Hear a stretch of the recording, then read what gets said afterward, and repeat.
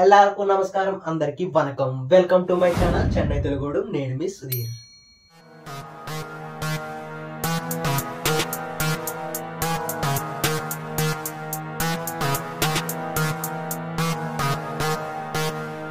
Hi అండి. ఏంటి setup మారిపోయింది అనుకుంటున్నారా? ఎలక్షన్స్ కోసం ఇంటికి వచ్చానండి. అసలు ఎవరు బాబు నువ్వు నేను ఎప్పుడు చూడలేదు అనుకుంటున్నారా? నా పేరు సుధీర్ అండి. చెన్నైకి సంబంధించి స్టేయింగ్కి సంబంధించి కానీ, ఫుడ్కి సంబంధించి కానీ, ట్రావెలింగ్కి సంబంధించి కానీ ఇన్ఫర్మేషన్ నేను ఇస్తూ ఉంటాను. నా గురించి ఇంకా పూర్తిగా తెలుసుకోవాలనిపిస్తే పాత వీడియోలన్నీ కూడా ఒకసారి తిరిగేయండి. ఇంకా ఈ వీడియో దేని గురించి అనేది మనం ముందుకెళ్ళిపోవచ్చు. ఈ వీడియో దేనికి సంబంధించో ఈ బయటగా మీరు కనిపెట్టేశారు కదా, షార్ప్ అండి మీరు. ఈ మధ్య నేను మా కొలీగ్స్తో కలిసి చెన్నై నుంచి అరుణాచలం వెళ్ళాను. అరుణాచలం అంటే మీలో చాలామందికి తెలిసే ఉంటుంది. ఎందుకంటే మన చాగంటి కోటేశ్వరరావు గారు వాయిస్ ఓవర్తో పెట్టిన వీడియోలు సోషల్ మీడియాలో చాలా వరకు వైరల్ అయ్యాయి. అవి చూసే చాలామంది వెళ్ళారు కూడా. కోర్స్ నేను కూడా ఒకటి అనుకోండి అందులోనే. అసలు తెలిసిన వాళ్ళు కూడా ఓకే, తెలియని వాళ్ళకి నేను బ్రీఫ్గా చెప్తాను అసలు అరుణాచలం అంటే ఏంటి అనేది. ముందుగా అరుణాచలం టెంపుల్ని చూసేచ్చు మనం.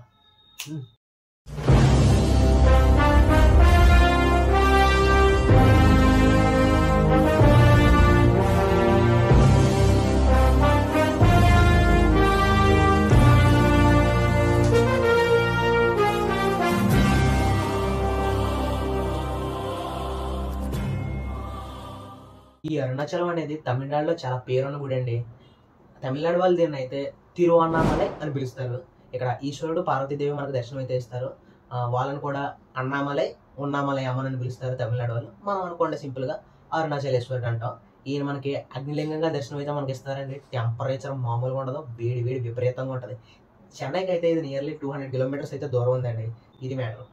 ఈ వీడియోలో నేను చెన్నై నుంచి అరుణాచలం ఎలా వెళ్ళాము, అరుణాచలంలో దర్శనం ఎలా జరిగింది, గిరి ప్రదక్షిణం ఎలా జరిగింది, గిరి ప్రదక్షిణలో చూడవలసినవి ఏంటి, అక్కడ తీసుకోవాల్సిన ప్రికాషన్స్ ఏంటి, ఇవన్నీ కూడా నేను పడిన ఎక్స్పీరియన్స్ని బట్టి చాలా క్లియర్గా చెప్తాను. మీరు కానీ అరుణాచలం వెళ్ళాలనుకుంటే మీకు ఈ వీడియో చాలా ఇన్ఫర్మేటివ్గా ఉంటుంది. వీడియో లాస్ట్ దాకా చూసేయండి. ఇప్పుడు మా జర్నీ ఎలా స్టార్ట్ అయిందంటే, ముందు రోజు నైట్ మా కొలీగ్స్ నాకు ఫోన్ చేసి చెప్పారు, ఇలా అరుణాచలం వెళ్దాం అనుకుంటున్నాం, మీరు కూడా వస్తారని చెప్పి. సో ముందు ఎన్నిసార్లు ట్రై చేసినా సరే నాకు అరుణాచలం వెళ్ళడైతే కుదరలేదు. ఏదో ఒక అడ్డంకి వస్తే జరిగింది.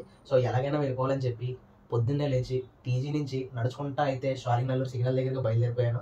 సో అక్కడ డాలర్ బస్ స్టాప్ అని ఉంటుంది. ఆ డాలర్ బస్ స్టాప్ నుంచి అడయార్ డిపోట్కి వెళ్ళాలి. ఇక్కడ నేను కొన్ని బస్ నెంబర్స్ ఇస్తున్నాను. ఈ బస్ నెంబర్స్లో ఏ బస్ ఎక్కినా అడయార్ డిపోట్కి తీసుకెళ్తారు. అడయార్ డిపోట్లో దిగిపోయిన తర్వాత అక్కడి నుంచి విల్లుపురం బస్ డిపోట్కి బై వాక్ నడుచుకుంటూ వెళ్ళిపోవాలి. నడుచుకుంటూ వెళ్ళిపోతే అక్కడ మనకి అరుణాచలం అప్పుడే వెళ్ళడానికి రెడీ అవుతున్న ఫ్రెష్గా కొన్ని బస్సులు ఉంటాయి. మనం పాంబరం నుంచి కూడా వెళ్ళొచ్చు. కాకపోతే అక్కడ కొంచెం రష్గా రావడం వల్ల మనకి కూర్చోడానికి సీట్లు అయితే దొరకకపోవచ్చు. జర్నీ అనేది నియర్లీ 4 to 5 hours అయితే జరిగిందండి. ఇంకా ఏసీ బస్సు దొరికింది మాకు లక్కీగా. సో ఎండంతగా తెలియలేదు, జాగ్రత్తగా జర్నీ అయితే కంప్లీట్ అయిపోయింది. మేము ఇంకా అరుణాచలంలో దిగి అక్కడ నుంచి దర్శనానికి ప్రిపేర్ అవ్వడానికి రెడీ అయిపోయాం. ఇక్కడైతే నేను మీకు ఒక చిన్న సజెషన్ ఇస్తున్నాను. మీరు కానీ అరుణాచలం విజిట్ చేసుకోవాలనుకుంటే ఈవినింగ్ టైమ్స్ పెట్టుకోండి. ఎందుకంటే అరుణాచలంలో టెంపరేచర్ అనేది చాలా ఎక్కువ ఉంటుంది. ఆ వేడికి మీకు చిరాకు వచ్చేస్తూ ఉంటుంది. సో ఈవినింగ్ పెట్టుకున్నారంటే ఒక 4-5 hours మీరు వెళ్ళిపోతారు. చెన్నై నుంచి వెళ్ళిపోయిన తర్వాత ఒక రూమ్ తీసుకోండి. రూమ్ తీసుకున్న తర్వాత మీ లగేజ్ ఏవైతే ఉందో అక్కడ పెట్టేసుకుని రెడీ అయిపోయి దర్శనం చేసుకుని ఆ తర్వాత గిరి ప్రదక్షిణ చేసుకుని అది కంప్లీట్ అయిపోయిన తర్వాత రెస్ట్ తీసుకుని రేపు మార్నింగ్ బయలుదేరేలా చూసుకోండి. రూమ్ అదంతా ఎందుకంటారా, ఇంకెందుకంటే గిరి ప్రదక్షిణ అయిన తర్వాత చాలా అలసిపోతారు. ఒకవేళ అది మీరు నడిచి వెళ్తారో లేదా వెహికల్ బట్టి వెళ్తారో అది మీ ఇష్టం. అలా అలసిపోయినప్పుడు కొంచెం రెస్ట్ తీసుకోవడానికి రూమ్ అయితే ఉంటుంది. ఇది నా ఎక్స్పీరియన్స్తో చెప్తున్నా. నేను ఒక రోజులో వెళ్ళొచ్చేసాం, సరదా తీరిపోయింది.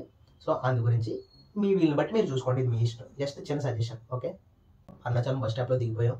ఇది ఇక్కడ కనిపిస్తుంది కదా, ఇదే అరుణాచలం కొండ.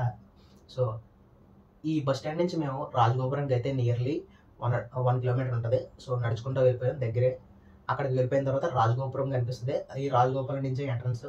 దీని నుంచి లోపలికి వెళ్ళిన తర్వాత మనకి ఫ్రీ దర్శనం ఇంకా 50 rupees దర్శనం రెండు ఉంటాయి. అక్కడ ఉన్న క్రౌడ్ని బట్టి మీరు ఎలా వెళ్ళాలనేది డిసైడ్ చేసుకోండి. మేమైతే 50 rupees దర్శనానికి వెళ్ళిపోయాం. దర్శనానికి వెళ్ళిన తర్వాత మాకు నియర్లీ ఒక 10 minutes లోపే దర్శనం అయితే కంప్లీట్ అయిపోయింది.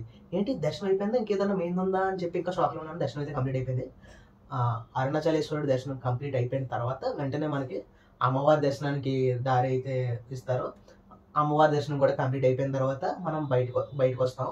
బయటకు వచ్చిన తర్వాత అక్కడ మనకి రైట్ సైడ్లో ప్రసాదం కౌంటర్లు అయితే ఉంటాయి. అక్కడ మనకి లడ్డు ప్రసాదంగా ఇస్తారు, ఇంకా పులిహార పొట్లం కానీ ఇంకా చక్కెర పొంగలి మాకైతే ఇచ్చారు. ఇంకోటి మేము తినేసాం. ఇలా ఈ విధంగా చాలా తక్కువగా టైంలో మాకు దర్శనం అయితే కంప్లీట్ అయిపోయింది. ఎందుకంటే మార్నింగ్ టైంలో చెప్తున్నాను కదా, టెంపరేచర్ ఎక్కువ ఉండడం వల్ల మార్నింగ్ చాలా మంది అవాయిడ్ చేస్తారు. ఈవినింగ్ టైంలో అనేది కొంచెం క్రౌడ్ ఉండొచ్చు. ఎందుకంటే నేను 2 సార్లు వెళ్ళాను. వీక్ తర్వాత వీక్లో 2 సార్లు వెళ్ళాను. ఒకసారి మార్నింగ్ వెళ్ళాను, ఈవినింగ్ వెళ్ళి మా ఫ్రెండ్స్తో ఎక్స్పీరియన్స్ చేసి వచ్చాను. దర్శనం అనేది ఒక హాఫ్ అన్ అవరే పట్టింది. సో ఈ విధంగా అయితే దర్శనం అయితే కంప్లీట్ అయిపోయింది. ఇంకా ఇప్పుడు గిరి ప్రదక్షిణ దగ్గరికి అయితే వెళ్ళిపోదాం. ఇప్పుడు మనం గిరి ప్రదక్షిణం కోసం మాట్లాడుకుందాం. ఈ గిరి ప్రదక్షిణం అనేది ఒకటే కొండ ఉంటుంది. ఆ కొండ చుట్టూరు రేడియస్ అంతా నియర్లీ ఒక 14 to 15 కిలోమీటర్స్ ఉంటుందండి. అక్కడ మధ్యలో మనకి గిరి ప్రదక్షిణం ఎక్కడి నుంచి అయితే స్టార్ట్ చేస్తున్నామో మళ్ళీ తిరిగి అదే పాయింట్కి వచ్చినప్పుడే గిరి ప్రదక్షిణం కంప్లీట్ అయినట్టు. సో మీరు ఎక్కడి నుంచైనా స్టార్ట్ చేయండి. ఆ స్టార్టింగ్ పాయింట్ నుంచి మళ్ళీ తిరిగి వచ్చిన తర్వాత ఈ పాయింట్కి వచ్చి అప్పుడు దండం పెట్టుకోవాలి. అప్పుడే మీ గిరి ప్రదక్షిణం అనేది కంప్లీట్ అయినట్టు. అది మీరు బై వాక్ వెళ్తారో బై వెహికల్ వెళ్తారో అది మీ ఇష్టం. ఇప్పుడు వచ్చినప్పుడు అయితే టైం 3:30 ఎంతో అయిందండి. ఈ 3:30కే రాజగోపురం దగ్గర ఒక కర్పూరం అయితే వెలిగించి దండం పెట్టుకుని ఓకే స్టార్ట్ చేస్తున్నాం అని చెప్పి అనుకుని అక్కడి నుంచి 3:30కే మొదలైపోయి ఇంకెంత ఎండ ఉన్నా కొత్త కదా తెలియదు వెళ్ళిపోదామని కనీసం కాళ్ళకి చెప్పులు కూడా లేవండి. చెప్పులు కూడా లేకుండా ఎండలో కాళ్ళు కలుపుకుంటా పరిగెట్టుకుంటా మరి వెళ్ళిపోయాం. అలా కంప్లీట్ చేసుకుందాం, ఈ రోజే ఇక్కడి నుంచి వెళ్ళిపోదాం డిసైడ్ అయిపోయాం. మేము అలా చెప్పులు లేకుండా చాలా దూరం కొంచెం వెళ్ళిపోయాం. ఇంకా తర్వాత కాళ్ళు చాలా విపరీతంగా కాలిపోతున్నాయండి. ఆ ఎండకి మీరు నమ్మరు, చాలా కాళ్ళు చాలా ఎర్రగా అయిపోయాయి. ఆ తర్వాతే అక్కడ సాక్స్లు అనేవి తీసుకున్నాం. సాక్స్లు వేసుకున్న తర్వాత ఆ వేడనేది తెలియలేదు. ఈ గిరి ప్రదక్షిణలో మనకి అష్టదిక్పాలకులు, ఇంకా రమణ మహర్షి ఆశ్రమం ఉంటుంది, ఇంకా ఆది అన్నమలై టెంపుల్ అని ఉంటుంది, లాస్ట్లో మోక్ష మార్గం అండి. ఈ 4 మటుకి మర్చిపోకుండా విజిట్ చేయాల్సిన ప్లేసెస్ ఇవి. సో ఇవన్నీ కంప్లీట్ అయిపోయిన తర్వాత లాస్ట్లో మన స్టార్టింగ్ పాయింట్కి మళ్ళీ మనం వచ్చేసి అక్కడ దండం పెట్టుకోవాలి. సో ఇప్పుడు గిరి ప్రదక్షిణం అనేది ఇలా కంప్లీట్ అవుతుంది. ఇప్పుడు మనం అష్టదిక్పాలకుల్ని చూసేద్దామండి. కొన్ని లింగాలు ఉంటాయి, ప్రతి ఒక్కటి కూడా యూనిక్గా ఉంటాయి. వాటన్నిటిని కూడా దర్శించుకోవాలి.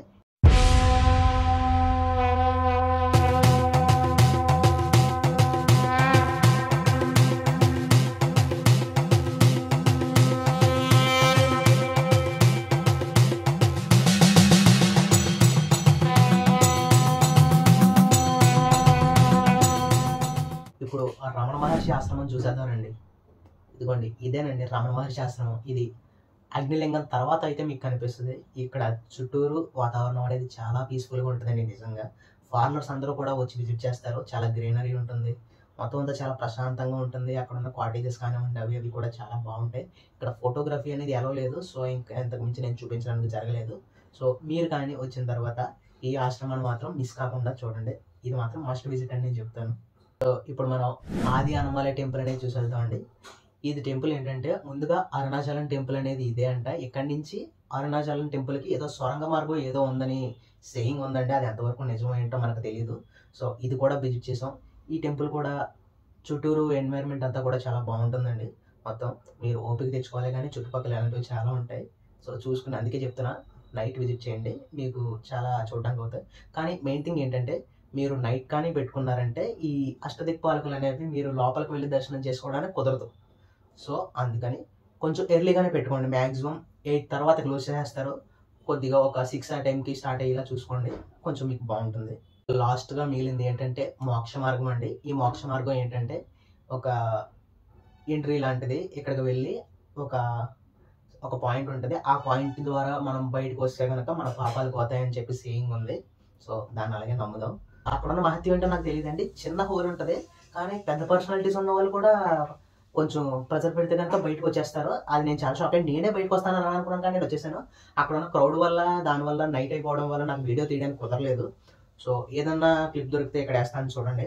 ఓకే, చూసిన తర్వాత ఇది కూడా మీరు విజిట్ చేయడం మర్చిపోకండి. ఇవన్నీ కూడా చూడవలసినవే, ఎందుకంటే మళ్ళీ వెళ్తామో లేదో నాకు తెలియదు. వెళ్ళినప్పుడే అన్నీ చూడాలని చెప్పి నేను మీకు అవన్నీ చూపిస్తున్నాను. ఇవన్నీ కూడా మీరు మిస్ కాకుండా చూడండి. ఇంకా ముందుకు వెళ్ళిపోతా ఉన్నాం. ఇంకా అప్పటికే కొంచెం ఎనర్జీ అంతా లో అయిపోతూ ఉంటుంది. 15 కిలోమీటర్స్ నడవడం అంటే మామూలు విషయం కాదు, కానీ కొంచెం ఓపిక తెచ్చుకోండి. ఇంక ఇదే లాస్ట్ వచ్చేసాం. ఈ గిరి ప్రదక్షిణ అంతా కంప్లీట్ చేసుకుంటా ఫైనల్గా మళ్ళీ రాజగోపురం దగ్గరికి అయితే వచ్చేసాం. ఈ రాజగోపురం దగ్గరికి వచ్చి ఒక కర్పూరం తీసుకుని ఆ కర్పూరాన్ని వెలిగించి ప్రదక్షిణ పూర్తయిందని దండం పెట్టుకుని అక్కడి నుంచి అయితే మళ్ళీ మేము స్టార్ట్ అవ్వడం జరిగింది. Finally completed. బై. ఈ దర్శనం గిరి ప్రదక్షిణం ఇవన్నీ కంప్లీట్ అయిన తర్వాత సేమ్ మళ్ళీ రాజగోపురం నుంచి బస్ స్టాండ్కి మళ్ళీ ఇక్కడ నుంచి నియర్లీ 1 కిలోమీటర్ నడుచుకుంటా అయితే బస్ స్టాండ్కి వెళ్ళాం. ఈ బస్ స్టాండ్కి వెళ్ళిన తర్వాత చాలా స్టాప్లు ఉన్నాయండి అక్కడైతే మాత్రం. ఎక్కడో లాస్ట్లో Tambaram bus direct Arunachalam to Tambaram. చెప్పాను కదా నాకు తాంబరం నుంచి బస్సులు ఉంటాయని. డైరెక్ట్ లాస్ట్ స్టాప్ తాంబరమే. ఇంకా ఆ బస్సు కరెక్ట్గా దొరికిందండి. ఇంకా కరెక్ట్గా అంటే ఎక్కేసిన తర్వాత నైట్ టైం కాబట్టి నియర్లీ 4 hours లోపలనే తీసుకెళ్ళిపోయాడు. ఫాస్ట్గానే తీసుకెళ్ళిపోయాడు. మేము వెళ్ళేసరికి 1:00 అయింది. అక్కడి నుంచి షాలింగ్నల్లూరుకి మళ్ళీ ఒక ½ hour వెయిట్ చేసిన తర్వాత ఒక బస్సు వచ్చింది. ఆ బస్సు ఎక్కి మళ్ళీ షాలింగ్నల్లూరు సిగ్నల్కి వెళ్ళేసరికి నాకు 2:30 అయితే అయిందండి. రూమ్కి వెళ్ళి ఫ్రెష్ అయ్యి ఆ తర్వాత రెస్ట్ తీసుకున్నాను. సో ఇలా అయితే కంప్లీట్ అయిందండి నా అరుణాచలం ట్రిప్ అనేది. మీరు వెళ్ళాలనుకుంటే ఈ వీడియో చూసేయండి. ఇది మీకు చాలా యూస్ఫుల్గా ఉంటుంది. బట్ నేను చెప్పిన ప్రికాషన్స్ అనేవి గుర్తుపెట్టుకోండి. వెళ్తే ఈవినింగ్ వెళ్ళి ఇలా చూసుకోండి. ఈవినింగ్ కంప్లీట్ అయిన తర్వాత మీరు రెస్ట్ తీసుకుని నెక్స్ట్ డే వచ్చి ఇలా చూసుకోండి. ఇంకా ప్రదక్షిణలో సాక్స్లు తీసుకోవడం మర్చిపోకండి. ఎందుకంటే సాక్స్లు కదా అక్కడ రాళ్ళు అనేవి ఇలా చిన్నవి కాళ్ళు మీరు 15 kilometers నడవాలంటే కొంచెం ప్రొటెక్షన్ తీసుకోవడంలో తప్పులేదు. మధ్యలో మీకు అన్ని ఫెసిలిటీస్ ఉంటాయి. ఫుడ్ ఫెసిలిటీస్ ఉంటాయి, ఇంకా వాష్రూమ్స్ కానీ ఇవి కానీ అవి కానీ ఎక్కడికక్కడ ఫెసిలిటీస్ ఉంటాయి. మీరు దాని గురించి ఏం భయపడకండి. అన్ని ఫెసిలిటీస్ మధ్యలో ఉంటాయి. ఫుడ్ తీసుకుంటూ ఉండండి, వాటర్ తీసుకుంటూ ఉండండి. ఏం క్యారీ చేయకండి.